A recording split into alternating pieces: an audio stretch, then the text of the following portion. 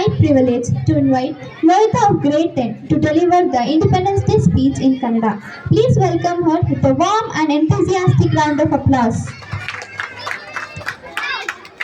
ಗೌರವಾನ್ವಿತ ಮುಖ್ಯೋಪಾಧ್ಯಾಯರೇ, ಆದರಣೀಯ ಶಿಕ್ಷಕರೇ, ಪ್ರೀತಿಯ ಪೋಷಕರೇ ಹಾಗೂ ನನ್ನ ಆತ್ಮೀಯ ಸ್ನೇಹಿತರೆ, ಎಲ್ಲರಿಗೂ ನನ್ನ ಹೃತ್ಪೂರ್ವಕ ನಮಸ್ಕಾರಗಳು. ಇಂದು ನಾವು ನಮ್ಮ ದೇಶದ 80ನೆಯ ಸ್ವಾತಂತ್ರ್ಯ ದಿನಾಚರಣೆಯನ್ನು ಹೆಮ್ಮೆಯಿಂದ ಆಚರಿಸುತ್ತಿದ್ದೇವೆ. ಈ ಪವಿತ್ರ ದಿನವು ನಮ್ಮ ದೇಶದ ಸ್ವಾತಂತ್ರ್ಯಕ್ಕಾಗಿ ಹೋರಾಡಿ ತಮ್ಮ ಜೀವನವನ್ನೇ ತ್ಯಾಗ ಮಾಡಿದ ಅಸಂಖ್ಯಾತ ವೀರರನ್ನು ಸ್ಮರಿಸುವ ದಿನವಾಗಿದೆ. 1947 ಆಗಸ್ಟ್ 15ರಂದು ಭಾರತವು ಸ್ವಾತಂತ್ರ್ಯವನ್ನು ಪಡೆದುಕೊಂಡಿತ್ತು.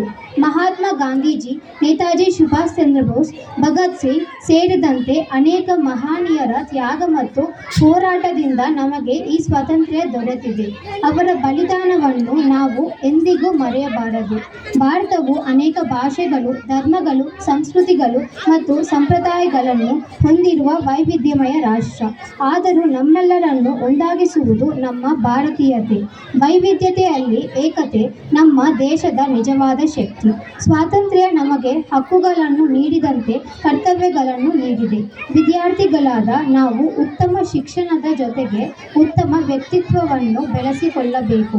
ಹಿರಿಯರನ್ನು ಗೌರವಿಸುವುದು, ಹಿರಿಯರಿಗೆ ಸಹಾಯ ಮಾಡುವುದು, ಪರಿಸರವನ್ನು ಕಾಪಾಡುವುದು, ಶಿಸ್ತನ್ನು ಪಾಲಿಸುವುದು ಮತ್ತು ಸಮಾಜದಲ್ಲಿ ಸೌಹಾರ್ದತೆ ಬೆಳೆಸುವುದು ನಮ್ಮ ಜವಾಬ್ದಾರಿಯಾಗಿದೆ. ಇಂದಿನ ವಿದ್ಯಾರ್ಥಿಗಳೇ ನಾಳೆಯ ಭಾರತದ ನಿರ್ಮಾತೃಗಳು. ಅದರಿಂದ ನಮ್ಮ ಪ್ರತಿಯೊಂದು ಒಳ್ಳೆಯ ಕಾರ್ಯವು ದೇಶದ ಪ್ರಗತಿಗೆ ಒಂದು ಹೆಜ್ಜೆಯಾಗಿದೆ. ಸ್ವಾತಂತ್ರ್ಯ ದಿನವು ಕೇವಲ ಧ್ವಜಾರೋಹಣದ ದಿನವಲ್ಲ, ನಮ್ಮ ದೇಶದ ಬಗ್ಗೆ ಹೆಮ್ಮೆ ಪಡುವ, ನಮ್ಮ ಕರ್ತವ್ಯಗಳನ್ನು ನೆನಪಿಸಿಕೊಳ್ಳುವ ಮತ್ತು ಉತ್ತಮ ಭಾರತ ನಿರ್ಮಾಣಕ್ಕೆ ಸಂಕಲ್ಪ ಮಾಡುವ ದಿನವಾಗಿದೆ.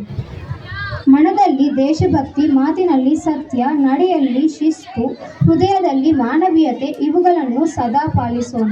ನಮ್ಮ ದೇಶವನ್ನು ಇನ್ನಷ್ಟು ಶಾಂತಿಯುತ, ಸಮೃದ್ಧ ಮತ್ತು ಹೊಂದಿದ ರಾಷ್ಟ್ರವನ್ನಾಗಿ ಮಾಡಲು ನಾವೆಲ್ಲರೂ ಒಳ್ಳೆಯ ವಿದ್ಯಾರ್ಥಿಗಳಾಗಿ, ಜವಾಬ್ದಾರಿಯುತ ನಾಗರಿಕರಾಗಿ ಮತ್ತು ಹೆಮ್ಮೆಯ ಭಾರತೀಯರಾಗಿ ಶ್ರಮಿಸೋಣ. ಜೈ ಹಿಂದ್, ಜೈ ಭಾರತ್. ಧನ್ಯವಾದಗಳು ಲೋಹಿತಾ.